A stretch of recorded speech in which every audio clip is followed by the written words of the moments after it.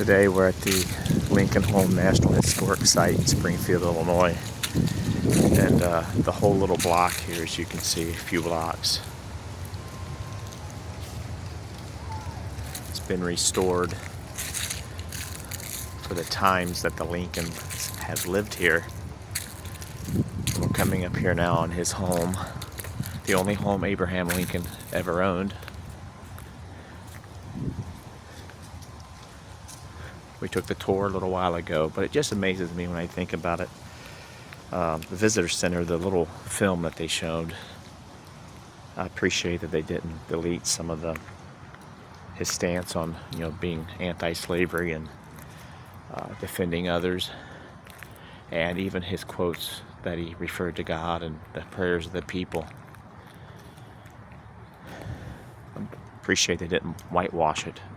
Abraham Lincoln was a great man, and one who no doubt God had raised up to defend freedom, to defend those who were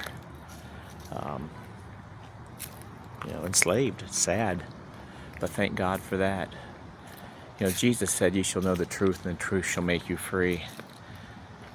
And we know that specifically that verse doesn't speak of a political freedom, but it does have that ramifications. The most important thing that it referred to with Jesus was a spiritual freedom of knowing Christ as your Savior, and being forgiven by God for all the sins, because all have sinned and come short of the glory of God. But we think about Abraham Lincoln and his defense of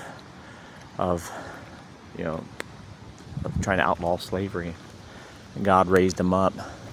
But even more so, we can be free from our sin, know Christ as Savior. But here's the home they lived in. They said it looked like when they bought the home, the one on kitty corner, it was short, or small, like that home over there. And they had expanded it multiple times. Abraham Lincoln, the only home he ever owned, him and his wife Mary here, 3 children.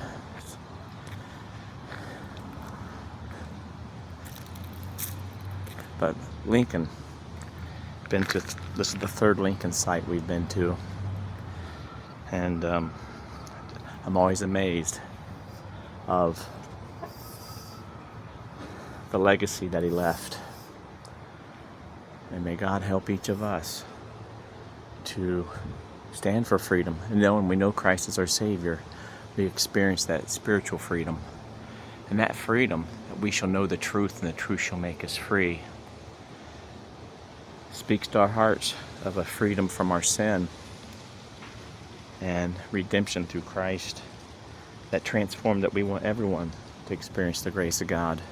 And so every individual can also be free to choose, as our founding fathers, the Bill of Rights, the freedom of speech and religion and the press, and the right to bear arms, and those basic freedoms that we have as Christians or as Americans. And most of all, as we experience of Christians, that God leaves the choice up to us. So it's worth your visit here. It's a beautiful place.